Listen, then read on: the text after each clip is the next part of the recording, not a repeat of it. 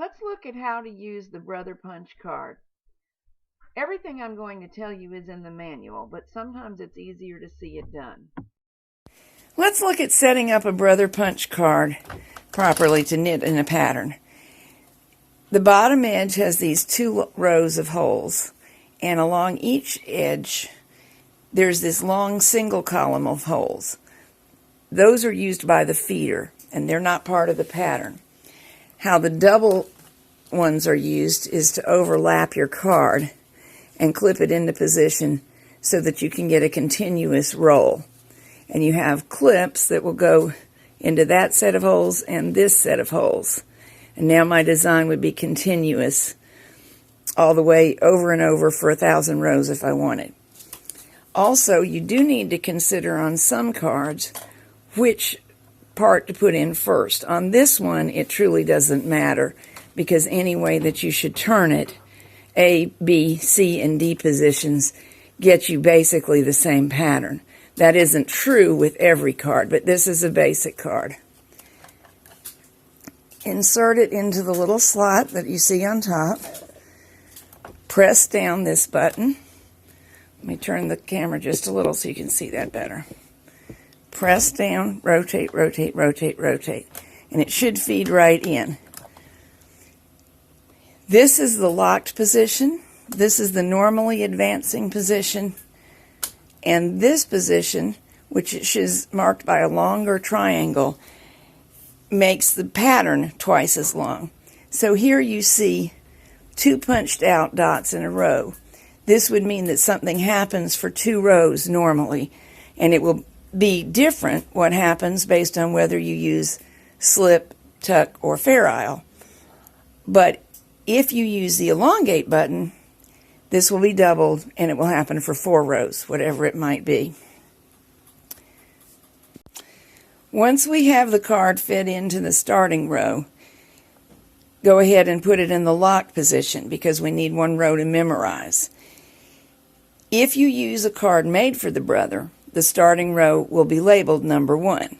If you mix and match your 24-stitch punch cards, as I do because I have more than one 24-stitch machine, and the punch cards will all fit, you have to select a different row as your starting row because brother machines don't feed the card down as far.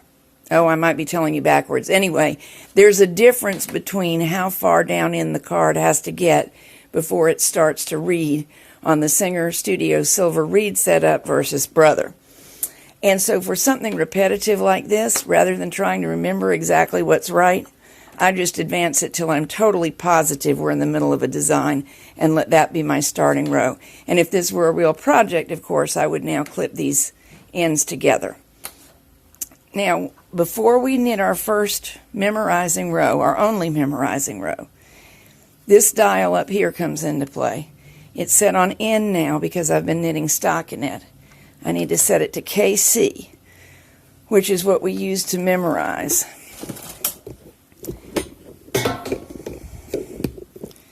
Okay, we're set up so I think the carriage can pass because I want you to see what happens to the needles. I still have this carriage set on N down here, but KC on the upper right dial. And voila. It not only has it selected them, on a brother you can see that the needles have been selected for whatever happens next. Now whatever happens next is your choice. If you want it to tuck, you push in the 2 tuck buttons. To cancel, do that. The 2 part buttons is for slip. Cancel. MC is if you want to put in a second color and knit in 2-color knitting. Cancel. One little thing I should remind you and myself, close the door.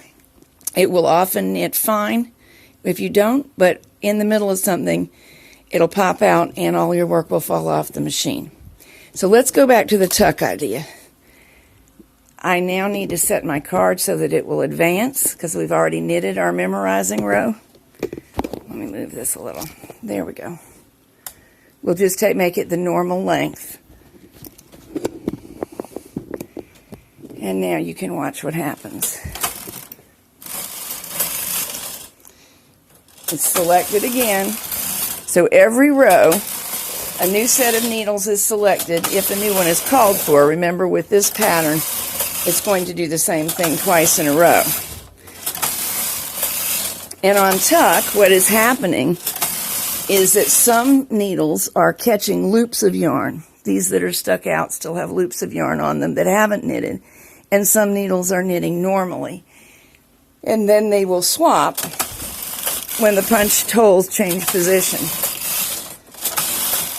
Tuck makes great textured fabrics that tend to get wider. Can you see it forming there? How different it looks from stockinette. Now let's switch. I always go back for a swatch to end, which is what you just heard me click back to end. Let me knit a couple rows and end.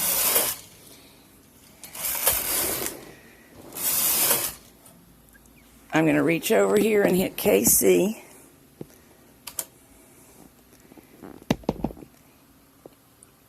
Lock the card.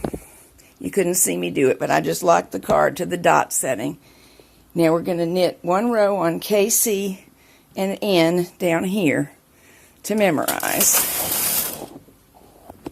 Now let's change to slip. Both part buttons is slip. And I almost forgot to put the card to advance. What will happen if you lock onto a card and don't let it advance may be workable and may not. On tuck it would not, because you cannot hold an infinite number of loops on the machine or on any needle and get a decent fabric. For slip it will work, because what's happening on slip is little floats are forming where the working yarn just bypasses some of the needles. And slip, because of those floats and being bypassed, tends to get skinnier, where tuck tends to get wider. I'm locking the card again and going back to N.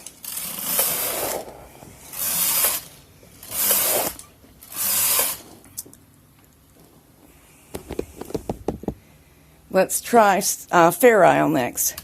KC, card is locked. Knit one row to memorize. Now I'll put a second color in. Let's set up and knit some fairisle. This carriage is on N, but we'll switch it to KC so it will memorize. The card is locked on the row for the memorizing row.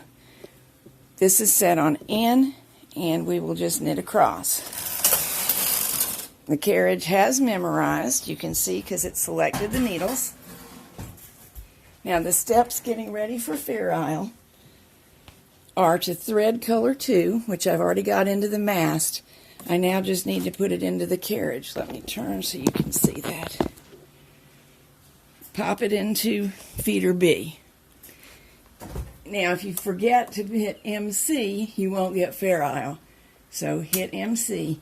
And I'm going to need to hold on to this with one hand, or you could put a clothespin on it until the first row is knitted, because nothing's holding it in place except me right now. So, ready to go. And every other stitch knitted with the brown.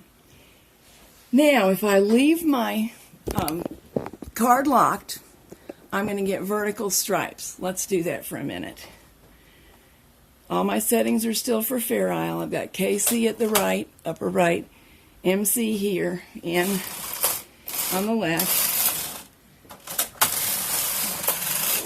And you should be able to see vertical stripes forming, but of course they look a little different on the back than they will on the front.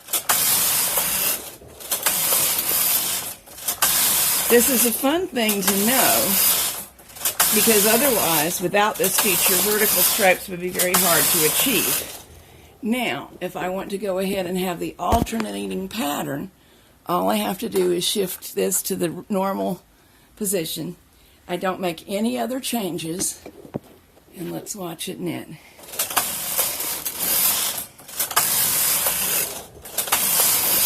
And in a minute, you'll be able to see the fabric.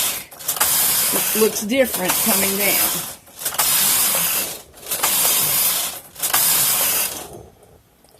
Even though we're looking at the back, I can see the difference. Let's make one more change. Double the length. No other changes on the carriage are needed. And we should be able to see the fabric change on the back again. Because now everything is happening alike for 4 rows rather than the 2 designated by the card.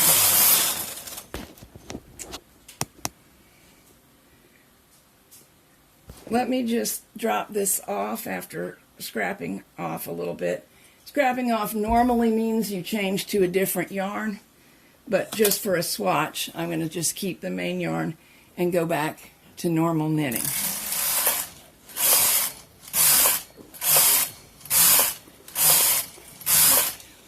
And before I take it off, I have to confess an error to you because it's important that you know how to avoid this. There is a little loop of yarn here that there should not be. There is a worse one down here where I had to make a second start and I didn't show you earlier. This is more common in fairisle than it is in stockinette. I think it's just to do with 2 yarns is twice as much risk. Generally, the problem is up in the yarn tension unit. Here's a little note for users of older brother machines. Some of them don't have the lengthened triangle, meaning the double length setting. They just have these other 2 settings.